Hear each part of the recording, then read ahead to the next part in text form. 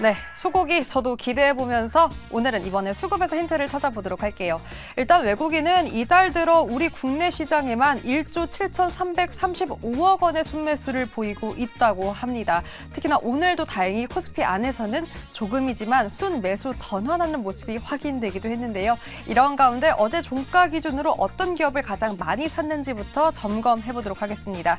어제 특히나 호실적을 비롯한 게임주들의 흐름이 좋았는데요. 외국인은 그중 크래프톤을 가장 많이 사들였습니다. 그리고 계속해서 2차 전지와 반도체 쪽으로 수급에 대한 변화가 생기고 있죠. 어제는 2차 전지였습니다. 에코프로에는 순 매도를 보였지만 그 밖에 포스코홀딩스, 에코프로 BM 그리고 LG 에너지 솔루션에는 순 매수를 보인 모습이 확인이 되었습니다. 이랬던 외국인이요. 오늘 오전에는 에코프로와 에코프로 BM을 모두 담아내고 있더라고요. 에코프로와 에코프로 BM을 비롯해서 또 LG 이노텍, 특히나 아이폰 15이 전작보다는 생산량이 더 많을 것이다라는 전망이 나왔습니다. 이에 따른 호재성 소식에 관련주로 LG 이노텍까지 함께 강하게 매수하는 모습이 확인되고 있고요. 특히나 이달 들어 순 매수를 보이고 있는 가운데 반도체를 강하게 매수하는데 오늘 오전에는 그 가운데 삼성전자 파도를 사들이고 있는 모습이 확인되고 있습니다. 넘어가서 기관의 장바구니도 점검해보도록 하겠습니다. 기관도 게임주를 강하게 사들였더라고요. 크래프톤과 NC소프트를 선택해서 사들였고 그리고 무엇보다 기관은 요즘 종목별 이슈에 조금 더 민감하게 반응하며 장바구니를 채워냅니다. 한국전력, 이 산업용 전기료 인상 소식을 알렸기 때문에 매출 성장에 대한 긍정적인 전망이 나왔고요. 이 같은 소식에 한국전력 어제 3위권에 포진되며 강하게 매수했습니다. 그리고 이마트는 또 업계 최초로 편의점에서 이 조립식 주택을 판매한다라고 하더라고요. 이 소식이 어떻게 또 반영될지 모르겠지만 일단 기관은 어제 강하게 러브콜을 보냈습니다.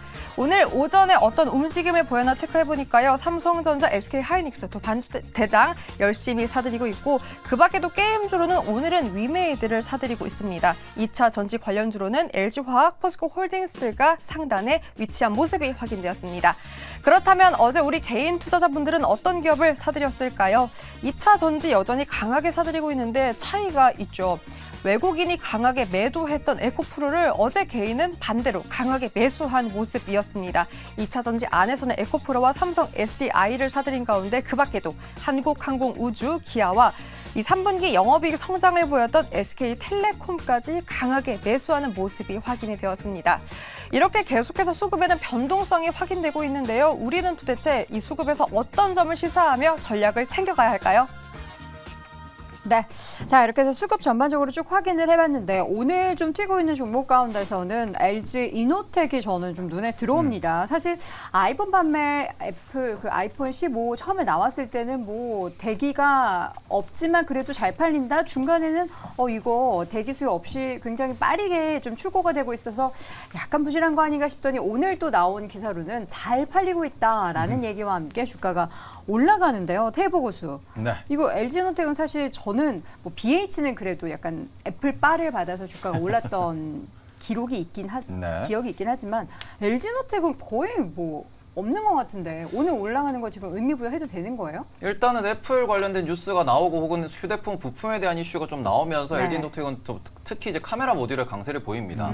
그런 부분 때문에 지금 좀 반응이 있다라고 보셨으면 좋겠고 이게 LG 그룹에 대해서 올해 여름부터 계속해서 조금은 뭐 반등을 노려야 된다라는 얘기는 계속 나왔었어요. 네. 그리고는 전장 쪽으로도 이게 카메라 모듈도 그렇고 LG 전자가 또 전장도 잘하고 있다 보니 그런 부분에서 LG 이노텍도 좀 수혜가 있을 수 있다라는 얘기가 있었다라는 점. 이제 그 부분을 좀 보셨으면 좋겠고 그럼에도 불구하고 LG 그룹에 항상 제가 요구하는 건 그거죠. 배당이 짜다.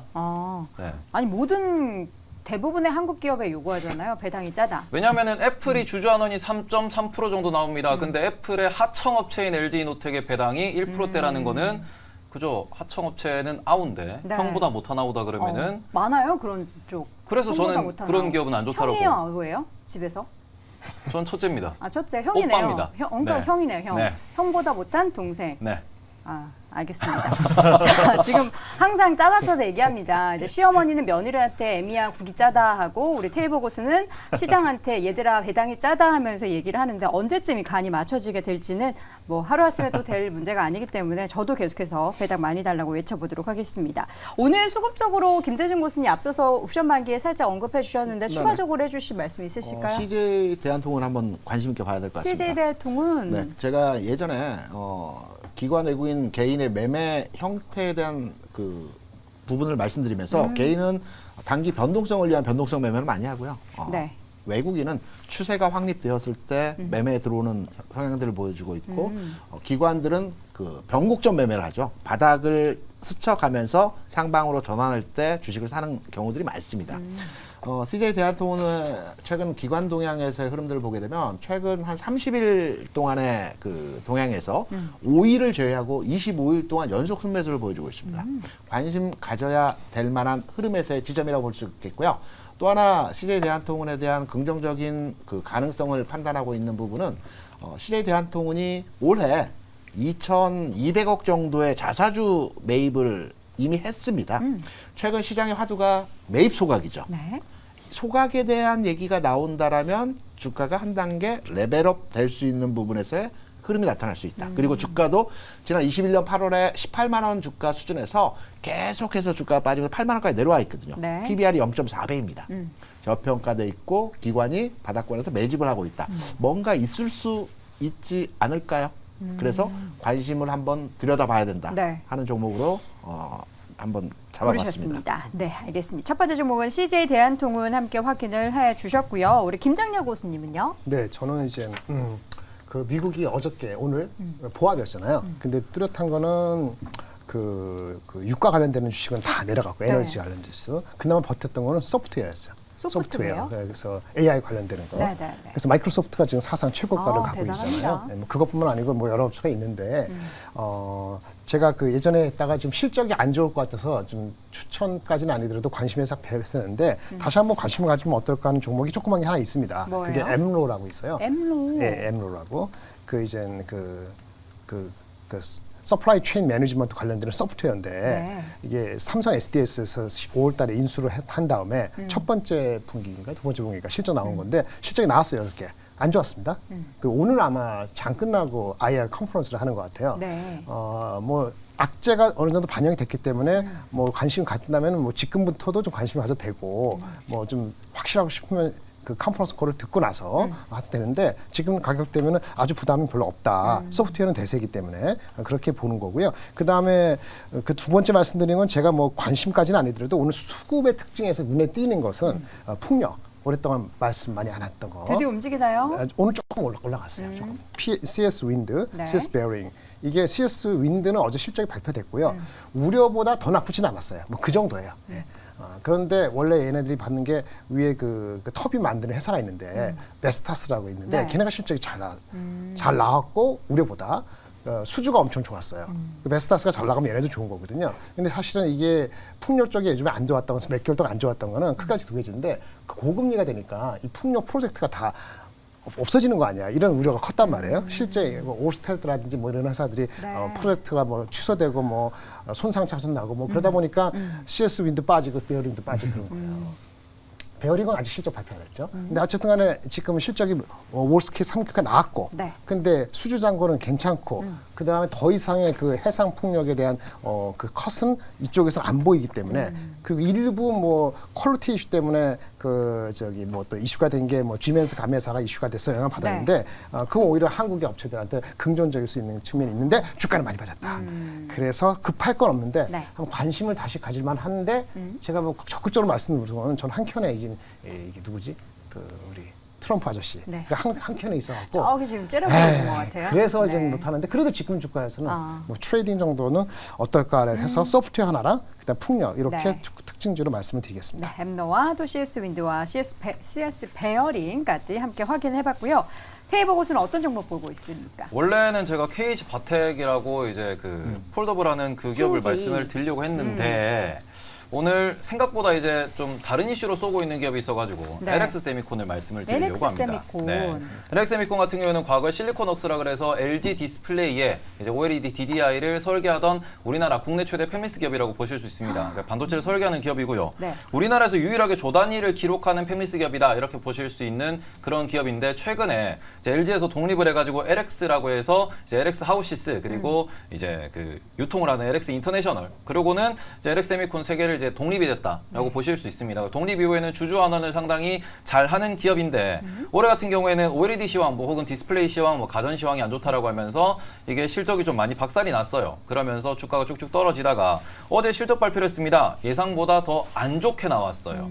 그런데 그런 상황에서 오늘 같은 경우에는 아까 LG노텍도 말씀을 드렸지만 아이폰에 관련된 아이폰 밸류 체인에 공식적으로 올해부터 들어갔기 때문에 이제 애플 소식에도 조금 호재가 있었다라고 보실 수 있을 것 같고 최근에 우리나라의 디스플레이 업계의 가장 큰 화두는 뭐냐 그러면은 LG 디스플레이와 삼성 디스플레이가 협업을 할 것이냐 말 것이냐 이 부분 때문에 계속 말이 많이 나왔었습니다. 그런데 그 부분에 있어가지고 최근에 이제 애플에서도 이게 OLED 채용을 더 늘리겠다라고 하다 보니 삼성도 대형 쪽에서는 조금 부족한 부분이 있고 그다음에 LG 같은 경우에도 소형에서는 좀 부족한 부분이 있어서 서로 협업을 한다라는 얘기가 슬금슬금 연초부터 나왔어요. 그리고 이번에 이제 주총에서 LX 세미콘의 새로운 대표이사가 선임이 됐는데 그분이 삼성전기 대표. 를 다시 이번 LX 세미콘 대표로 선임을 했습니다. 네. 이건 무슨 소리냐 그러면은 LG의 핏줄이에요. LX 같은 경우에는 이제 어찌 보면 형제 기업이라고 볼 수 있는데 거기 대표이사가 경쟁사의 대표이사를 데려왔다.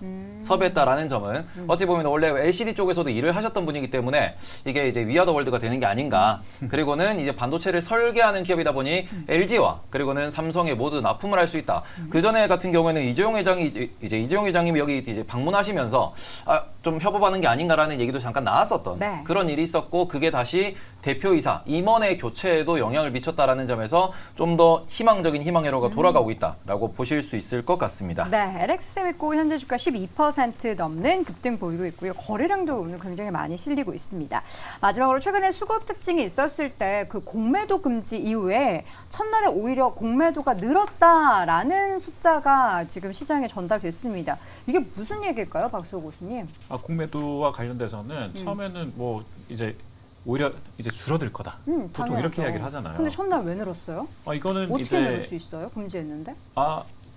그거는 이제 정식적인 공매도는 아직 풀어 있고요. 불법 공매도를 금지한 거니까. 그래서 잔액이나 이런 것들 관련해서는 그러면 이제 그쪽에 불법이라고 생각할 수는 없겠지만 어쨌든 그 돈이 이쪽에 와서 정식으로 했던 공매도 그러니까 이런 쪽은 계속해서 잔고는 계속해서 늘어날 수 있겠다.